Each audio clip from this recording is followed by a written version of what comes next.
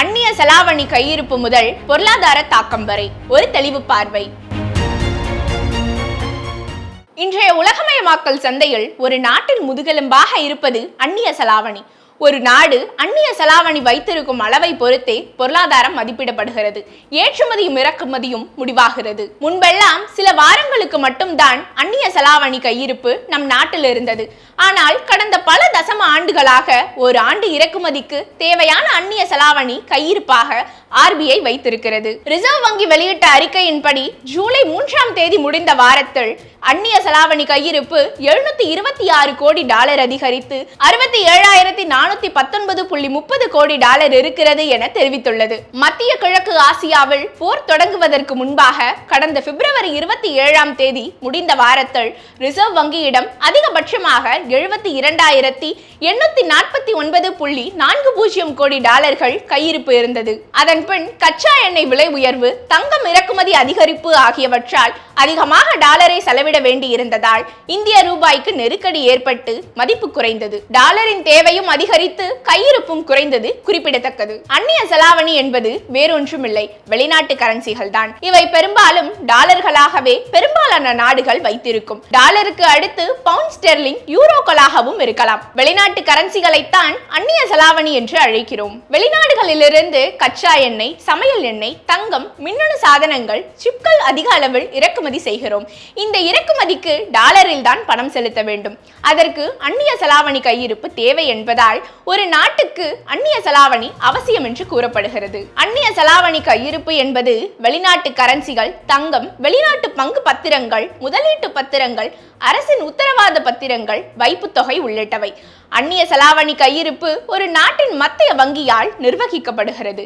இந்தியாவை பொறுத்தவரை ரிசர்வ் வங்கி அந்நிய செலாவணியை நிர்வகிக்கிறது. அந்நிய செலாவணி கையிருப்பு நிர்வாகம் அனைத்தும் ரிசர்வ் வங்கியிடம்தான் இருக்கும்.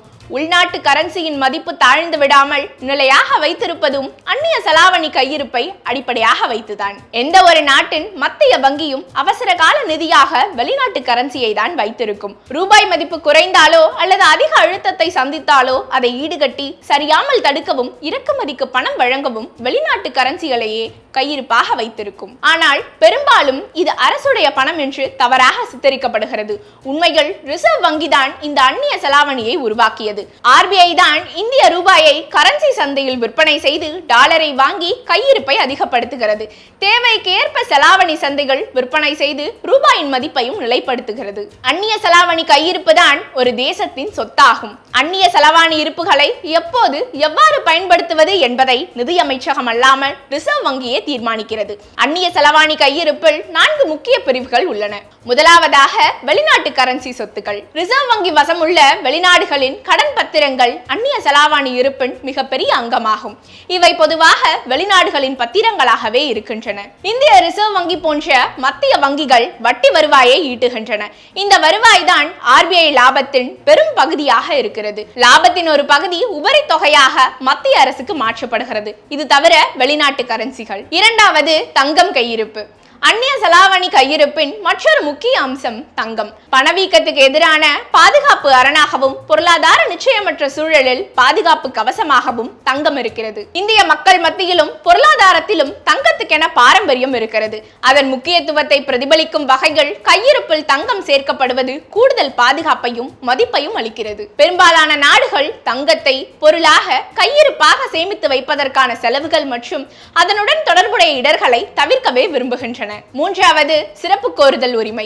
STR எனப்படும் சிறப்பு கோருதல் உரிமை என்பது சர்வதேச பண நிதியத்தால் 1969ஆம் ஆண்டு உருவாக்கப்பட்டது. இது உறுப்பு நாடுகள் IMF அமைப்பில் தங்களின் சொத்துக்களை இருப்பாக வைக்க முடியும். இந்த STR என்பது ஒரு நாடு இருப்பாக டாலர், யூரோ, சீனாவின் ரெமின்ஃபி, ஜப்பானின் யென், பிரிட்டனின் பவுண்ட் ஸ்டெர்லிங் ஆகிய கரன்சிகளாக சேமிக்க முடியும். ஒரு நாட்டின் மத்திய வங்கியில் STR அதிகமாக இருக்கும் பட்சத்தில் நிதி ஆதாரம் வலுவாக இருக்கும். நெருக்கடி காலங்களிலும் அவசர தேவைகளுக்கும் இந்த இருப்பை எடுத்து பயன்படுத்த முடியும். நான்காவது RTP. சர்வதேச பண நிதியத்தில் உள்ள உறுப்பு நாடு எந்தவிதமான கட்டணமோ ஒதுக்கீடோ பொருளாதார சீர்திருத்த நிபந்தனைகளோ இல்லாமல் அணுகக்கூடிய வழிமுறை. ரிசர்வ் டெபாசிட் எனப்படும் RTP தொகையை உறுப்பு நாடு எப்போது வேண்டுமானாலும் வட்டி செலுத்தாமல் திரும்ப பெறலாம். ஒரு நாடு IMF அமைப்பில் வைத்திருக்கும் RTF தான் அதிக முக்கியத்துவம் அளிக்கப்படுகிறது. அந்நிய செலாவணி பயன்பாடுகளை இனி சுருக்கமாக பார்ப்போம். ஒரு நாட்டின் ஏற்றுமதி இறக்குமதிக்கு டாலரில் பணம் செலுத்த பயன்படுகிறது. வெளிநாட்டு சுற்றுலா, கல்வி பயணம், மருத்துவம், தொழில் ரீதியான பயணம் ஆகியவற்றுக்கு செல்ல அந்நிய செலாவணி தேவை. வெளிநாடுகளில் RBI மூலம் முதலீடு செய்வதற்கும் பங்கு பத்திரங்கள், கடன் பத்திரங்களை வாங்கவும் அந்நிய செலாவணி தேவை. வெளிநாடுகளிலிருந்து கச்சா எண்ணெய், சமையல் எண்ணெய், தங்கம், மருந்துகள், மின்னணு சாதனங்கள் வாங்கும் போது டாலரில் பணம் செலுத்த அந்நிய செலாவணி தேவைப்படுகிறது. நாட்டின் பொருளாதார ஸ்திரத்தன்மையை முடிவு செய்வது அந்நிய செலாவணி கையிருப்பு தான். அந்நிய செலாவணி கையிருப்பை அதிகப்படுத்தவும் அந்நிய செலாவணி சந்தையில் தனிநபர்கள், நிறுவனங்கள் ரூபாயின் மதிப்புக்கு ஏற்றாற்போல் டாலர்களை வாங்கி விற்கவும் பயன்படுகிறது. டாலருக்கு எதிராக இந்திய ரூபாய் சரிவை தடுத்து நிறுத்தவும் அந்நிய செலாவணி தேவை.